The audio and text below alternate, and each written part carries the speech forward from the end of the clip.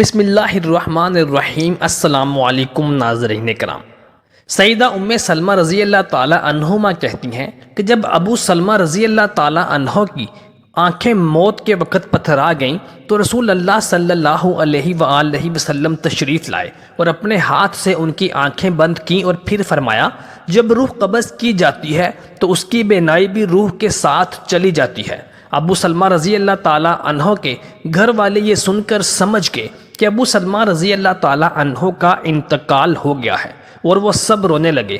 آپ صلی اللہ علیہ وسلم نے فرمایا، اپنے نفسوں پر، اپنی جانوں پر بھلائی کے سوا کوئی اور دعا نہ کرو، اس لیے کہ اس وقت جو کچھ تمہاری زبان سے نکلتا ہے فرشتے اس پر آمین کہتے ہیں۔ اس کے بعد آپ نے فرمایا، اے اللہ ابو سلمہ کو بخش دے اور ان کا مرتبہ بلند فرما کر ان لوگوں میں شامل کر دے جن کو تو نے راہ مستقیم دکھائی ہے، اور ان کے پسماندگان کی کارسازی فرما۔ اے تمام جہانوں کے مالک، ہم کو اور ان کو بخش دے اور ان کی قبر میں کشادگی فرما اور ان کو نور سے منور کر دے۔ اس حدیث میں آپ صلی اللہ علیہ وسلم نے ابو سلمہ رضی اللہ تعالی عنہ کے لیے قبر کو کشادہ کرنے اور قبر کو نور سے منور کر دینے کی دعا فرمائی۔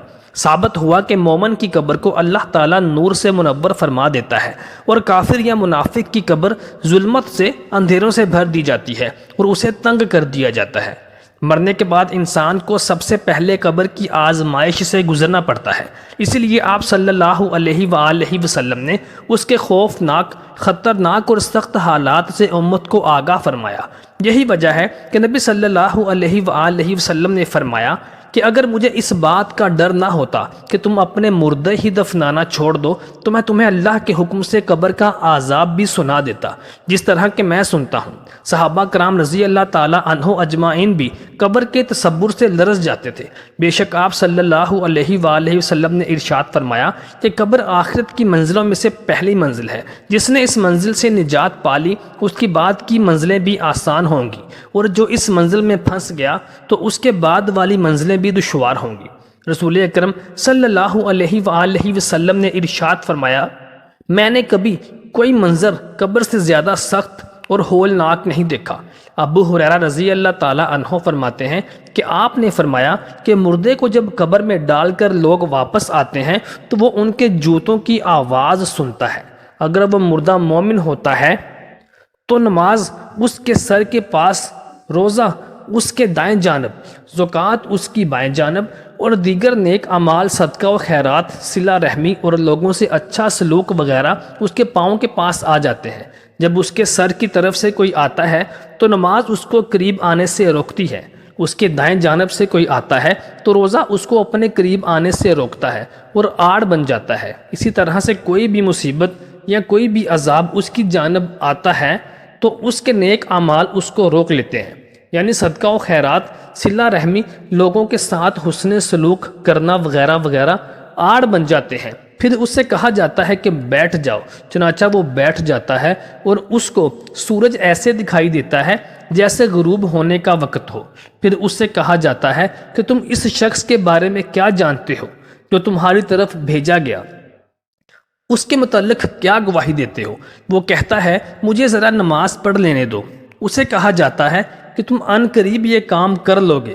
پہلے اس سوال کا جواب دو کہ تم اس شخص کے بارے میں کیا کہتے تھے جو تمہاری طرف مبعوث ہوا تھا، کیا کہتے ہو اور کیا گواہی دیتے ہو؟ وہ کہے گا کہ محمد صلی اللہ علیہ وآلہ وسلم ہے، میں گواہی دیتا ہوں کہ وہ اللہ کے رسول ہیں، اللہ کے پاس سے دین حق لے کر آئے تھے۔ اس سے کہا جائے گا اسی بات پر تم زندہ رہے اور اسی پر تمہاری موت آئی، انشاءاللہ اسی پر تم زندہ کر کے اٹھائے جاؤ گے۔ اس کے بعد اس کے لیے جنت کا دروازہ کھولا جاتا ہے، جس کو دیکھ کر اس کی خوشی میں اضافہ ہو جاتا ہے۔ پھر اس کے سامنے دوزخ کا دروازہ کھولا جاتا ہے، اس کو کہا جاتا ہے کہ اگر تو نافرمانی کرتا تو دوزخ میں تیرا یہ ٹھکانہ تیار کیا گیا تھا۔ اس کو دیکھ کر اس کی خوشی اور رشک میں اضافہ ہو جاتا ہے۔ اس کے لیے قبر 70 ہاتھ کشادہ کر دی جاتی ہے اور منور کر دی جاتی ہے، اور دوبارہ اس کا جسم پہلی حالت میں لوٹا دیا جاتا ہے۔ اس کی روح کو عمدہ اور پاکیزہ خوشبو میں رکھ دیا جاتا ہے، یعنی ان پرندوں کے پیٹ میں جو جنت کے درختوں پر چرتے پھرتے ہیں۔ اس آیت مبارکہ کا مفہوم یہ ہے کہ کافروں کا یہ حال ہوتا ہے کہ جب کوئی اس کے سر کی طرف سے آتا ہے تو وہاں کچھ بھی نہیں ہوتا، بائیں جانب سے آتا ہے تو ادھر بھی کوئی چیز موجود نہیں ہوتی، پاؤں کی طرف سے آتا ہے تو ادھر بھی کچھ نہیں ہوتا، اس کو کہا جاتا ہے بیٹھ جاؤ، بس وہ خوف خدا سے خوف زدہ سہمے ہوئے بیٹھتا ہے۔ اسے کہا جاتا ہے یہ شخص کون ہے جو تمہاری طرف بھیجے گئے تھے؟ اسے ان کا نام نہیں سوجے گا، یہاں تک کہ اس کو بتایا جائے گا یہ محمد ہیں، تو وہ کہے گا مجھے نہیں معلوم، لوگوں کو کچھ کہتے میں نے سنا تھا، چنانچہ میں نے بھی ان کی طرح کہہ دیا۔ اسے کہا جاتا ہے کہ تو اسی بات پر زندہ رہا اور اسی پر تجھے موت آئی، انشاءاللہ اسی حال میں دوبارہ زندہ ہوگا۔ پھر اس کے لیے دوزخ کا دروازہ کھول دیا جاتا ہے اور اسے کہا جاتا ہے یہ تیرا ٹھکانہ ہے۔ اس کو دیکھ کر اس کی حسرت اور ہلاکت میں اضافہ ہو جاتا ہے۔ پھر جنت کا دروازہ کھولا جاتا ہے، اسے کہا جاتا ہے اگر تو فرما برداری کرتا تو جنت میں تیرا یہ ٹھکانہ، یہ مقام تجھے اللہ کی جانب سے مل جاتا۔ اس کو دیکھ کر اس کی حسرت اور ہلاکت اور بھی بڑھ جاتی ہے۔ پھر اس کی قبر اس قدر تنگ کر دی جاتی ہے کہ اس کی پسلیاں ادھر سے نکل کر ادھر چلی جاتی ہیں۔ اللہ فرماتا ہے جو شخص میری نصیحت سے اعتراض کرے گا اس کے لیے تنگی کا جینا ہوگا اور تا قیامت وہ اسی تنگی میں جیے گا۔